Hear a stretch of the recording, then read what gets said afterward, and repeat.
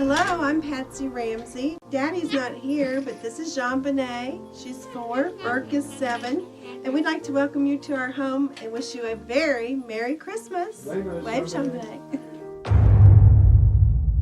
JonBenet Ramsey ማን ገደላት? I did not kill my daughter JonBenet. I did not kill JonBenet. እንደ አውሮፓውያን አቆጣጠር በ1996 ዲሴምበር 26 ከምሽቱ 11:52 ላይ የ6 ዓመቷ JonBenet መታገቷን እናትየዋ አስመዘገበች። በዛኑ ቀን ታግታለች የተባለችው ልጅ በቤቷ ሞታ ተገኘች። In Boulder, Colorado, the parents of 6-year-old JonBenet Ramsey say there is a child killer on the loose. ብዙም ሳይቆይ የዚህ ልጅ ምስሎች በመገናኛ ብዙሃን ይወጣና የዓለም አይኖች በዚህ አስደንጋጭ ጉዳይ ላይ አተኮሩ። በይበልጥ የሚያስገርመው ደግሞ ይህ ጉዳይ ለ26 ዓመታት ያህል ሳይፈታ ተቀምጧል። በ2016 ጉዳዩ እንደገና ተከፍቶ በየዘርፉ ምርጥ የሚባሉ የፎረንሲክ ሳይንቲስት፣ ፎረንሲክ ሊንጉዊስት፣ ኢንቨስቲጌተርስ፣ ስቴትመንት አናሊሲስት እና ፎረንሲክ ፓቶሎጂስት በማሰባሰብ ምርመራውን በዋነኝነት ጂም ክሊመንቲ እና ላውራ ሪቻርድ ሲመሩት ነበር። መጀመሪያ ስለ ራምዚ ቤተሰብ የምናውቀውን እንይ። ወላጆቿ JonBenet ራምዚ እና ፓትሲ ራምዚ ሲሆኑ ሁለት ልጆች አሏቸው፣ JonBenet እና ታላቅ ወንድሟ በርክ። ለጆን ራምዚ ይህ ሁለተኛ ትዳሩ ሲሆን ከመጀመሪያ ትዳሩ 3 ልጆች አሉት። ፓትሲ ራምዚ ደግሞ በቁንጅና ውድድር ሚስ ዌስት ቨርጂኒያ ተብላለች እና በጆርናሊዝምም ተመርቃለች። ይህ ሁሉ የጀመረው በ911 ኮል ነበር። 11:52 ላይ ፓትሲ ለፖሊሶች ትደውላለች። ትክክለኛ የደወለችበትን ሪከርድ እንስማ። 911 emergency. We need him. Police. What's going on? 515th Street. What's going on there, ma'am? We have a kidnapping. Hurry, please. Explain to me what's going on, okay? There's a note left and our daughter's gone. A note was left and your daughter is gone? How old is your daughter? 6 years old. She's blonde. 6 years old. How long ago was this? I don't know. I just found the note. And my daughter's gone. Does it say who took her? What? Does it say who took her? I don't know. There's a ransom note here. It's a ransom note? It says SBTC. Victory. Please. Okay, what's your name? Are you Patsy Ramsey? I'm the mother. Oh my God. Please. I'm sending an officer over, okay? Please. Do you know how long she's been gone? No, I don't. Please, we just got out and she's right here. Oh my God, please. Okay, Please, there's somebody. I am, honey. Please. Take a deep breath for me, Please, okay? hurry. Patsy? ምርመራችንን 911 ከደወለችበት ጥሪ እንጀምር። ደውላ ፖሊስ ከጠራች በኋላ መጨረሻ ላይ ፓትሲ ስልኩን የዘጋችው መስሏት ስልኩን ሳትዘጋው ትረሳዋለች። ዲስፓቸሯ ወይም መልእክት ተቀባዩዋ ፓትሲን ፖሊስ እስኪመጣ እንድታወራት ደጋግማ ስሟን ብትጠራትም ፓትሲ ስልኩን የዘጋችው መስሏት ጥላው ስለሄደች ምንም አይነት መልስ ልመልስላት አልቻለችም። ነገር ግን መርማሪዎቹ እንደመረመሩት የመጨረሻዎቹ 6 ሰከንዶች ላይ የሚሰማውን ድምጽ አጥርተው ለመስማት ሞክረው ያገኙት ነገር ያለ ይመስላል። Can you spread that out? Oh my God. What did you find? What did you find? Right.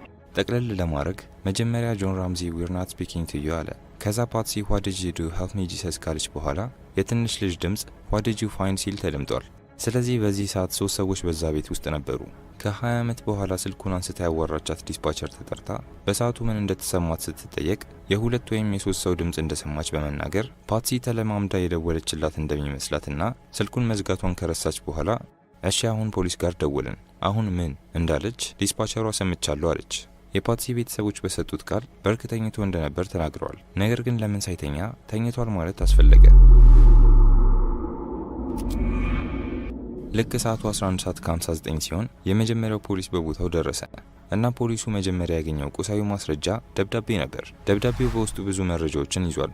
እናም ትንሽ የውጭ ሀገር ቡድኖች እንደሆኑና ልጃቸውን መያዛቸውንና ከሌሎች በጣም በዝርዝር ከተጻፉ ማስጠንቀቂያዎችና መመሪያዎች ካስቀመጡ በኋላ መጨረሻ ላይ ቪክቶሪ SBTC የሚል ጽሑፍ አስቀምጠዋል። የፎረንሲክ ሊንጉዊስትና የስቴትመንት አናሊሲስቱ ደብዳቤውን የጻፈውን ሰው የሊንጉዊስቲክ ፕሮፋይሉን ለማስቀመጥ እንደሞከሩት ይህን ደብዳቤ ሊጽፈው የሚችለው ሰው የመጻፍ አቅሙ ከፍተኛ የሆነ አፉን የፈታው በእንግሊዘኛ የሆነ እድሜው ደግሞ ከ30 ዓመት በላይ እንደሆነና ጾታዋ ሴት ሊሆን እንደሚችልም አስቀምጠዋል። የደብዳቤው ርዝመት በጣም የሚያስጠረጥር ነገር አለው። ምክንያቱም ደብዳቤው በ4 መስመር ማድረግ የሚችል ነገር ነበር። ራሳችሁን በአጋቹ ቦታ አድርጋችሁ ካሰባችሁት የምትጽፉት ደብዳቤ ስለ ራሳችሁ ምንም አይነት ፍንጭ የማይተውና በተቻለ መጠን ለማሳጠር መሞከራችሁ የማይቀር ነገር ነው። መርማሪዎቹም ይህን ደብዳቤ ለመገልበጥ ሞክረው 21 ደቂቃ ፈጅቶባቸዋል። አስቡት፣ መርማሪዎቹ የፈጀባቸው ለመገልበጥ ነው። አጋቾቹ ደግሞ ከአይምሯቸው አስበው እየጻፉ ከሆነ በትንሹ 1 ሰዓት ሊፈጅባቸው ይችላል። መርማሪዎቹ እንደፈጀባቸው 21 ደቂቃ እንኳን ፈጀባቸው ብንል በጣም የመያዝ ዕድላቸው ሰፊ ነበር። ደብዳቤው የተጻፈበት ወረቀት ደግሞ ከፓትሲ ማስታወሻ ላይ የተገነጠለ ነው። ስለዚህ ይህን ደብዳቤ የጻፈው ቤት ውስጥ ካሉ ሰዎች መሃል የሚሆንበት እድል ሰፊ ነው። ወይም ደግሞ ከውጭ የገባ ሰው ጽፎት ሊሆን ይችላል። ምርመራው ይቀጥላል።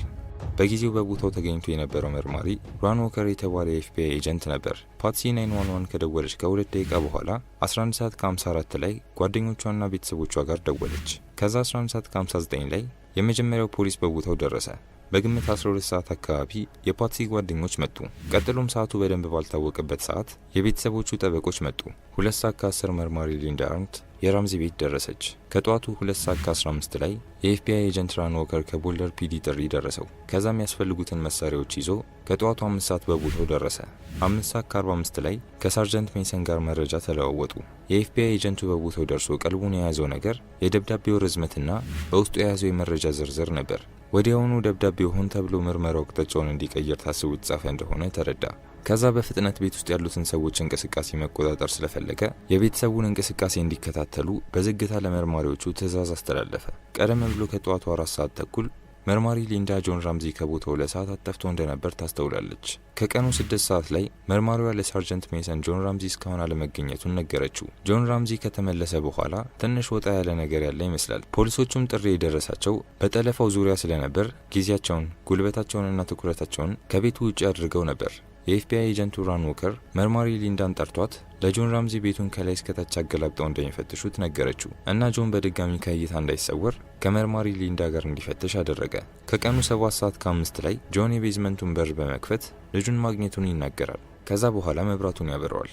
መርማሪው እንደሚለው ከዚህ በፊት በብዙ የወንጀል ምርመራዎች ላይ በሰራበት ወቅት ወንጀል የሰራው ሰው ወንጀሉን ከፈጸመ በኋላ ጓደኛውን ወይም የሚያውቀውን ሰው በመጥራት ሟቹን አብረው ለመጀመሪያ ጊዜ እንዳዩት በማስመሰል በኋላ ላይ ጓደኛው ወይም የተጠራው ሰው ምስክርነት እንዲሰጥለት የሚያደርጉበት መንገድ እንዳለ ተናግሯል። ይህ ሁሉ እንዳለ ሆኖ ልጃችን ጠፍታለች ብለው ለፖሊስ ከመደወላቸው በፊት እንዴት በቤት ውስጥ ያሉትን እያንዳንዱን ክፍሎች መፈተሽ ሊረሱ ይችላሉ? ጆን ራምዚ የልጁን ሬሳ ካገኘ በኋላ የዣን በኔን ሬሳ ወደ ላይ ይዞት ይወጣና ካልጠፋው ቦታ መተላለፊያ መንገድ ላይ ሬሳውን ያስቀምጠዋል። 7 ሰዓት ከ10 ላይ መርማሪ ሊንዳ የዣን በኔን ሬሳ ከመተላለፊያው መንገድ አንስታ ወደ ሊቪንግ ሩም አስገባችው። 7 ሰዓት ከ20 ላይ የኤፍቢአይ ኤጀንቱ ከመርማሪ ሊንዳ ጋር ሲገባ መርማሪ ፍሬንች ጆን ራምዚ የዣን በኔን ሬሳ ያስቀመጠበት ቦታ ላይ ቆሞ ነበር። ከዛ የኤፍቢአይ ኤጀንቱ መርማሪ ፍሬንችን ሬሳው ሲገኝ እዚህ ጋር ቆመህ ነበር ወይ ሲል ጠየቀው። ከዛም አዎ ራምዚ ሬሳውን አምጥቶ እዚህ ጋር አስቀመጠው አለው። የኤፍቢአይ ኤጀንቱን ጎንበስ ብሎ እየተመለከተ እዚህ ጋር አለው። መርማሪውም አረጋገጠለት። ወዲያውኑ የኤፍቢአይ ኤጀንቱ ጭንቅላቱ ላይ የመጣለት የወንጀል ቦታን መበከል ነበር። ምክንያቱም በመተላለፊያው ላይ ብዙ ሰዎች ስለተረማመዱና አሁን ላይ ያ ቦታ በመበከሉ ለፎረንሲክ መርማሪዎች ቅዠት ይሆንባቸዋል በማለት ነበር።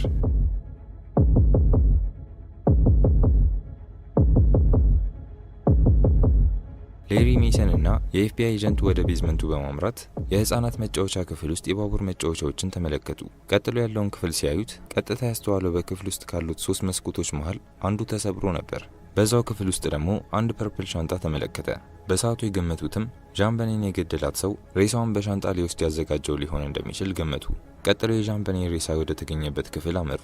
እዛው በራፋፍ ላይ ሆነው መብራቱን አጥፍተው በክፍል ውስጥ ምን እንዳለ ለማየት ሲሞክሩ ምን እንዳለ እንኳን መገመት አልቻሉም ነበር፣ ምክንያቱም በጣም ጨለማ ክፍል ነበር። ታዲያ ጆን ራምዚ እንዴት መብራት ሳያበራ ያውን በፎጣ ተሸፋፍና የነበረችውን የልጁን ሬሳ ሊያገኘው ቻለ? ፖሊሶቹም የራምዚ ቤተሰብ ላይ ጥርጣሬ ቢኖርባቸውም እንደ ተጠቂ ነበር እየተንከባከቧቸው የነበረው። ምክንያቱም ቤተሰቡ ተራ ቤተሰብ አልነበረም። ተጽዕኖ ፈጣሪና ቢሊዮነር ስለሆኑ ምርመራቸውን በጥንቃቄ ለማካሄድ እየጣሩ ነበር። ከቀኑ 7 ሰዓት ከ40 ላይ አንዱ መርማሪ ጆን ራምዚ ከፓይለቱ ጋር በስልክ ሲያወራ ፕሌኑን እንዲያዘጋጅ ሲነግረው ይሰማል። ስታስቡት ልጁ እዚህ ጋር ሞታ ጉዳዩን መከታተል ሲጠበቅበት በቀጣይ ደግሞ ፖሊሶች ቃሉን እንዲሰጥ መጠየቃቸው እንደማይቀር እያወቀ በፍጥነት ከቦታው ለመሄድ ያሰበበት ምክንያት ምንድን ነው? የዣን በኔን ሬሳ ከመገኘቱ በፊት ፍሊት ዋይት የተባለ የራምዚ ጓደኛ በርክን ወደ ቤቱ ወስዶት ነበር። ፍሊት ጆን ላይ ጥያቄ የነበረበት ጓደኛው ሲሆን ከፖሊሶች ጋር እንዲተባበር ጆን ራምዚን ሲገፋፋው የነበረ ሰው ነው። ነገር ግን የራምዚ ቤተሰቦች ጉዳዩን ለማፈን የተቻላቸውን እያደረጉ ነበር። በቦልደር ያሉ ጓደኞቻቸውም ለፖሊሶችም ሆነ ለጋዜጠኞችም ምንም አይነት ምላሽ እንዳይሰጡ ተነግሯቸዋል። ታዲያ ጁዲት ፊሊፕስ የተባለች የፓትሲ ጓደኛ በዚህ ሳትስማማ 2 ጊዜ ለፖሊሶች ቃሏን ሰጠች። ጋዜጠኞችንም በማናገሯ ከፓትሲ ጋር ያላት ጓደኝነት ተቋረጠ።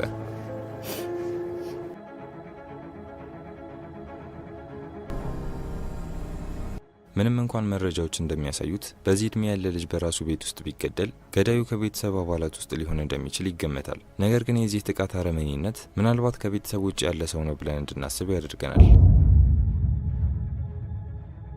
ለየትኛውም አይነት የግድያ ምርመራ ወሳኝ አካል የሆነው ግለሰቡ እንዴት እንደተገደለ መረዳት ነው። በጊዜው የነበረው ማለትም ዣን በኔ ከተገደለች በኋላ የተደረገው የአስክሬን ምርመራ በገመድ ታንቃ እንደተገደለች ነው ያስቀመጡት። ዶክተር ስፒትስ የተባለ ከ60 ሺህ በላይ የአስክሬን ምርመራ ላይ የተሳተፈና በጆን ኤፍ ኬኔዲ ግድያ ምርመራ ላይ የተሳተፈ ከፍተኛ ልምድ ያለው ፎረንሲክ ፓቶሎጂስት በ1997 ላይ የዣን በኔን የአስክሬን ምርመራ ውጤት አይቷል። በጊዜው የቦልደር ፖሊስ ዲፓርትመንት ለዶክተር ስፒትስ ደውለውለት ወደ ቦልደር መጥቶ ምርመራውን እንዲያካሄድ ተጠየቀ።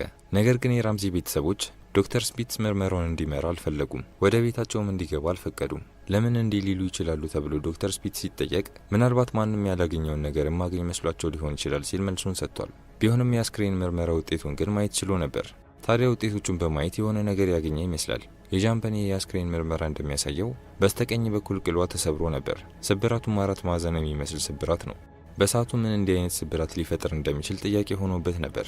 በቤት ውስጥ የተነሱትን ፎቶግራፎች ማየት ሲጀምር ግን 3 ባትሪ ድንጋይ የሚጎርስ የእጅ ባትሪ ይመለከታል። ከዛም ነገሮችን በማገጣጠም ይህ ባትሪ ወንጀሉ የተፈጸመበት መሳሪያ ሊሆን እንደሚችል ገመተ። በጊዜው የራምዚ ቤተሰቦች ወደ ቤታቸው ገብተው ምርመራውን እንዲያካሄድ ስላልፈቀዱለት ከ20 ዓመት በኋላ በድጋሚ በተከፈተው የዣን በኔ ምርመራ ላይ ተመሳስሎ የተሰራው ቤት ገብቶ እንዴት ሊፈጸም እንደቻለ ለመመርመር ሞክሯል። ወደ ዣን በኔ የአስክሬን ምርመራ እንግባ።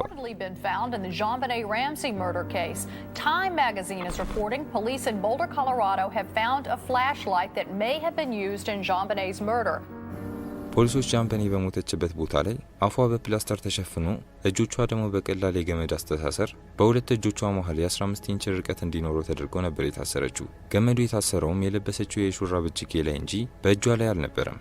ስለዚህ ያኔ የራሷን ስታ ካልነበረ ለምን በቀላሉ ከእጇ አላወጣችውም? ይህ የሚያሳየን ገመዱ የምርመራ አቅጣጫ ለማሳት የተደረገ ነገር እንደሆነ ነው። ምክንያቱም ገመዱ በእጇ ላይ የታሰረው ከሞተች በኋላ ስለሆነ ነው። ቀጣይ የሞተችበት ቦታ ስለተገኘው ማነቂያ ገመድ እንይ። ገዳይ ተብዬው የዚህን አይነት ማነቂያ ገመድ ሲያዘጋጅ እንጨቱ አስፈላጊ እንዳልሆነና የገመድ አቆጣጠሩ ማንም ሊቋጠረው የሚችለው አይነት ተራ አቆጣጠር ነበር። በተጨማሪ የአዋቂ እጅ አንድን ሕፃን ልጅ አንቆ ለመግደል በቂ ስለሆነ እንዲህ አይነት ገመድ መገኘቱ የሚያጠራጥር ነገር አለው። በሞተችበት ወቅት ጭንቅላቷን በባትሪ ስትመታ ባትሪው ስለት ነገር ስለሌለው ቆዳዋን ሊቀደው እንዳልቻለና ቆዳዋን ሳይቀዳ አጥንቷን ሰብሮት ሊሆን እንደሚችል ተገምቷል። ምክንያቱም በቦታው ምንም አይነት ደም አልተገኘም። ይህ ማለት በቦታው ታንቃበታለች የተባለው ገመድ የወንጀል ምርመራውን መንገድ ለማሳት እንደሆነ ያሳየናል። ዣን በኔ 6 ዓመት ልጅ እንደመሆኗ መጠን ቅሏን ለመስበር ትልቅ ኃይል አይጠይቅም እና የምር ይሄ የእጅ ባትሪ የወንጀሉ አካል ነው ወይ የሚለውን ለማረጋገጥ አንድ ምርመራ አድርገዋል። የ10 ዓመት ልጅ አምጥተው በዣን በኔ ቁመት ልክ የአሻንጉሊት ቅል አስቀመጡና የ10 ዓመቱን ልጅ በተመሳሳይ ባትሪ የአሻንጉሊቷን ቅል እንዲመታው ያደርጋሉ። ከዛ የአሻንጉሊቷ ቅል አሰነጣጠቅ ከዣን በኔ የቅል አሰነጣጠቅ ጋር ተመሳሰለ። የራምዚ ቤተሰብ ለሲኤንኤን የሰጡት ቃለ ምልልስ የዣን በኔ ሬሳ ከተገኘ ከትንሽ ቀናት በኋላ የራምዚ ቤተሰቦች ለቦልደር ፖሊስ ዲፓርትመንት ቃል ሳይሰጡ በሲኤንኤን ቃለ ምልልስ አደረጉ። ጋዜጠኛውም እንዲህ ሲል ጥያቄ አነሳ። ሴት ልጃችሁ ከቤተሰባችሁ ወይም ከጓደኞቻችሁ ውጪ ባሉ አንዳንድ የውጭ ኃይሎች መታገቷን ሙሉ ለሙሉ እርግጠኛ ናችሁ ሲል ጠየቃቸው። Are you fully convinced that your daughter was kidnapped by some outsiders outside your family or circle of friends? Yes. መጀመሪያ አካባቢ ፓትሲ ጭንቅላቷን መነቅነቅ ጀመረች። ከዛ ጆን አዎ ሲል የጆንን መልስ ተከትላ ጭንቅላቷን በመስማማት ወደ መነቅነቅ ቀየረችው። ጆንም ቀጥሎ ሀዘናችን በራሱ እንዲፈታ ይህ ለምን እንደሆነ ማወቅ አለብን አለ። For our grief to resolve itself, we now have to find out why this happened. We cannot go on until we know why. የፎረንሲክ ሊንጉዊስት ባለሙያ እንደጠቆመው እዚህ ጋር ጆን እና ፓትሲ ትክክለኛውን ጥያቄ እየጠየቁ ነው። ለምን የምትለው ቃል ገዳዩ ማን እንደሆነ አውቀው ግን ለምን እንዳደረገው ማወቅ እንደሚፈልጉ የሚጠቁም ትልቅ መረጃ ነው። ማለትም እንደ አውሮፓውያን አቆጣጠር በ1997 በኤፕሪል 30 ላይ የራምዚ ቤተሰብ ለፖሊስ ቃላቸውን ለመስጠት ወሰኑ። ቀጥሎ ሜይ 1 ላይ በሰጡት ጋዜጣዊ መግለጫ ከዚህ ሁሉ ነገር በኋላ ለፖሊስ ቃላቸውን መስጠታቸውን እንደ ስኬት እንደሚቆጥሩት ሲናገሩ ለሞተችው ልጃቸውን ቃላቸውን መስጠት ይሄን ያህል የከበዳቸው ለምንድን ነው? እና ለምን ከዚህ ሁሉ ጊዜ በኋላ ለፖሊስ ቃላቸውን መስጠታቸውን እንደ ስኬት ቆጠሩት? ክፍል 1 ያልተፈታው የዣን በኔ ግድያ ይሄን ይመስል ነበር።